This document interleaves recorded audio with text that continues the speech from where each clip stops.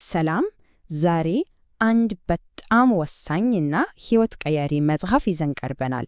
ይኸውም የዳቪድ ጄ ሽዋርትዝ ክላሲክ የሆነው በትልቁ የማሰብ ጥበብ ነው። በዚህ መጽሐፍ ውስጥ የተደበቁትን የስኬት ምስጢሮች አብረን እንፈትሻለን። እስኪ ታሪኩን በቀጥታ በአንድ ጥያቄ እንጀምር። እንዲህ ነው የሆነው። አንድ ሥራ አስፈጻሚ የሽያጭ ቡድኑን ሰበሰበና ከሁሉም በ5 እጥፍ ገቢ የሚያገኘውን ምርጥ ሠራተኛቸውን ሃሪን ጠቆመ። ከዛም እችን ቀላል ጥያቄ ጠየቃቸው። አለቃው ነገሩ ግራ ገብቶት ሁሉንም ነገር አጣራ። ሃሪ ከሌሎቹ የተለየ ብልሃት ኖሮት? በፍጹም ጠንክሮ ይሰራል አይደለም። የተሻለ የሽያጭ ቦታ ተሰጥቶት ይሆን? ያም አልነበረም። ታዲያ ሚስጥሩ ምንድን ነው? እንግዲህ ወሳኙ ነጥብ እዚህ ላይ ነው። ሃሪን ከሌሎቹ ሁሉ ለይቶ የሚያወጣው ብቸኛው ነገር ያስተሳሰቡ ስፋት ነበር። አዎ፣ ዛሬ የምንመረምረው ማዕከላዊ ሐሳብ ይሄ ነው።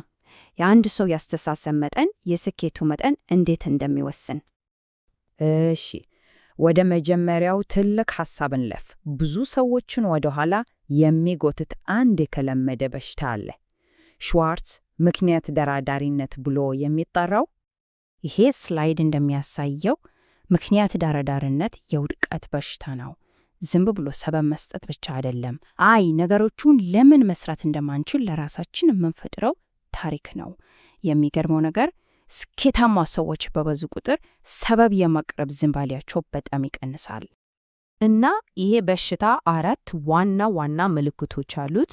ብዙ ጊዜ ስንሰማቸው በጣም ምክንያታዊ ይመስላሉ፣ ግን እውነቱ ራስን ማሸነፊያ ወጥመዶች መሆናቸው ነው። እና መፍትሄውስ? ይሄ ጥቅስ በሚገርም ሁኔታ ያሳያል። ይህን የተናገረው ሰውዬ በ45 ዓመቱ ነው ሚኒስትር ለመሆን የወሰነው። አስቡት፣ የ5 ዓመት ስልጠና መውሰድ ነበረበት። የሚያረጋግጠው ምንድን ነው? ዕድሜ ገደብ የሚሆነው እኛ ስንፈቅድለት ብቻ መሆኑን ነው። እሺ፣ ሰበብ ማቅረብ በሽታ ከሆነ መሰረታዊ ፈውሱ ምንድን ነው? ሁሉም ነገር የሚጀምረው ከዚህ ነው፣ በራስ ላይ ከማይናወጥ እምነት። አሁን መሳካት እችላለሁ ብሎ ማመን፣ ይሄ ዝም ብሎ ምኞት አይደለም። መጽሐፉ እንደሚለው አንድ ሰው በራሱ ላይ ጠንካራ እምነት ሲኖረው ሌሎች ሰዎችም በዛ ሰው ላይ እምነት እንዲጥሉበት ያደርጋል። አንድ በጣም ምርጥ ምሳሌ አለ። አንዲት ወጣት ሴት ነበረች። በኪሷ $3,000 ያነሰ ገንዘብ ይዛ ተነቃቃሽ ቤቶችን የመሸጥ ሥራ ጀመረች። ሁሉም ሰው አይሆንም ሲላት፣ እሷ ግን ከማንም በተሻለ እሰራዋለሁ፣ በፍጥነትም ከላይ ሆናለሁ አለች። ያ ፍጹም እምነቷ ባለሀብቶችንም አክራቢዎችንም አሳመነ። ውጤቱስ? በመጀመሪያው ዓመት ብቻ $1 ሚሊዮን በላይ ሸያጭ። ታዲያ ይሄን እምነት እንዴት ነው የምንገነባው? የውስጣችንን ድምፅ በማስተዳደር ነው። ሽዋርትዝ ይሄን በአእምሮአችን ውስጥ ባሉ 2 ፎርማኖች ይመስለው። አንደኛው አቶ ሽንፈት ነው። ሁሌ ለምን እንደማይሆን ምክንያት ይደረድራል። ሁለተኛው ደግሞ አቶ ድል ነው። እሱ ደግሞ ለስኬት መንገዶችን ያሳያል። ምርጫው የማንን ድምፅ ማዳመጥ ነው የሚለው ላይ ነው። እሺ፣ እምነት በጣም ወሳኝ መሰረት ነው። ግን መሰረት ብቻውን ሕንፃ ሊሆን አይችልም አይደል? ስለዚህ የእምነት ወሳኝ አጋር የሆነውን ህልምን ወደ እውነት የሚቀይረውን ተግባር እንመልከት። ያው ብዙ ሰው ተጠባባቂ ነው የሚሆነው። ትክክለኛው ሰዓት እስኪመጣ፣ ሁሉም ነገር እስኪስተካከል ይጠብቃል። ግን ያ ሰዓት መቼም አይመጣም።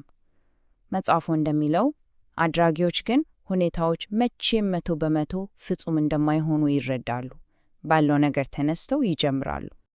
እሺ፣ ታዲያም ከፍርሃት ሽባነት ወጥቶ በራስ መተማመንን ወደሚገነባ ተግባር እንዴት መሸጋገር ይቻላል?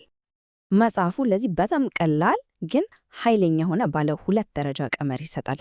ደረጃ 1 ፍርሃቱን ለይቶ ማወቅ። በትክክል ምንድነው የሚያስፈራው? በደንብ መለየት። ደረጃ 2 እርምጃ መውሰድ። ለእያንዳንዱ ፍርሃት የተለየ መፍትሄ የሆነ እርምጃ አለ። ትናንሽ እርምጃዎች እንኳን ግዙፉን የፍርሃት ተራራ ማቅለጥ ይጀምራሉ። እሺ፣ እስካሁን ያየናቸውን ሐሳቦች እስኪ አንድ ላይ እናምጣቸው። ምክንያት ደራዳሪነትን በማስወገድ ጽኑ እምነትን በመገንባት እና ወሳኝ እርምጃ በመውሰድ አንድ ሰው የራሱን ሕይወት መሐንዲስ መሆን ይችላል። ይሄ ሰንጠረዥ ልዩነቱን በጣም ግልጽ ያደርገዋል። ትልቅ አሳቢ የሆነ ሰው የወደፊቱን በተስፋ ያያል። ተጨማሪ የሚሰራ ነገር ይፈልጋል፣ ከምርጦቹ ጋር ይወዳደራል። ግቦቹ ሁሌም ከፍ ያሉ ናቸው። በቃ አስተሳሰቡ ራሱ በእድገት ላይ ነው ያተኮረው። እና ዋናው ቁም ነገር ይህ ነው። ትልልቅ ስኬቶች የሚባሉት ነገሮች የትናንሽ ስኬቶች ድምር ናቸው። ቤት የሚገነባው ጡብ በጡብ እንደሆነው ማለት ነው።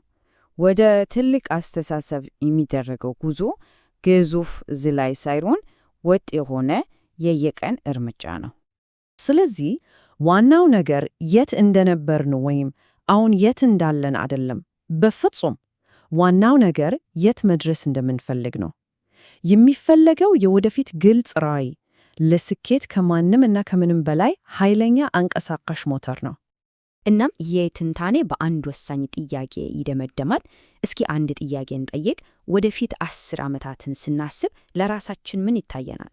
ምክንያቱም የወደፊቱን በግልጽ በአእምሮ መሳል መቻል ዛሬውኑ ያንን ሕይወት መፍጠር መጀመር ማለት ነው።